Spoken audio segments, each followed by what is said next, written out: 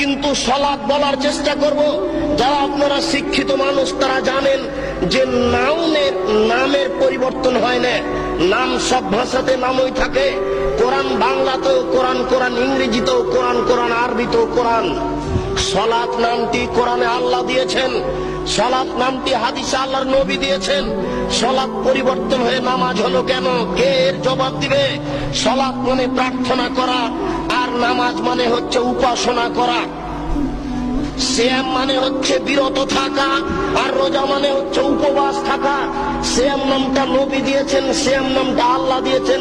সিয়াম হচ্ছে নাউন, কেন পরিবর্তন হলো এর জবাব কে দিবে? হিন্দু উপবাস থাকে, রোজা সবাই থাকতে পারে, সিয়াম সবাই থাকতে পারে না।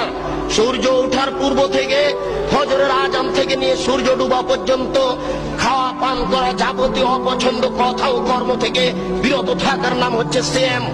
মাথায় কাপড় না দিয়ে একটা মহিলা রোজা থাকতে পারে, সিয়াম থাকতে পারে না।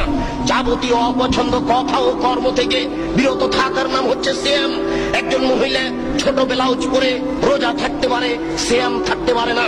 একজন ব্যবসায়ী মিথ্যা কথা বলে ব্যবসা করে রোজা থাকতে পারে, সিয়াম থাকতে পারে না।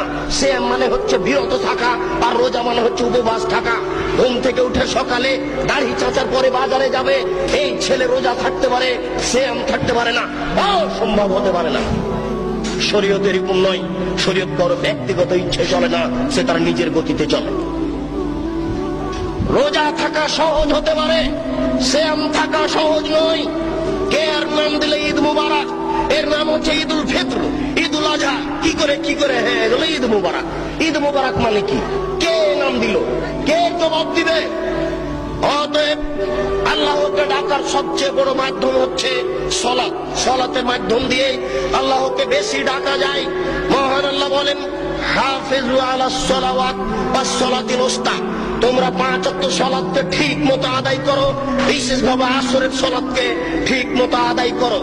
নবী করিম সাল্লাল্লাহু আলাইহি সাল্লাম যখন মুআয ইবনে জাবালকে পাঠালেন ইয়ামান দেশে, তখন তিনি বললেন, মুআয মনে রাখো, ইন্নাকা তাতি আহলা কিতাবিন, তুমি যাচ্ছ ইহুদি খ্রিস্টানদের নিকটে দ্বীন প্রচার করতে।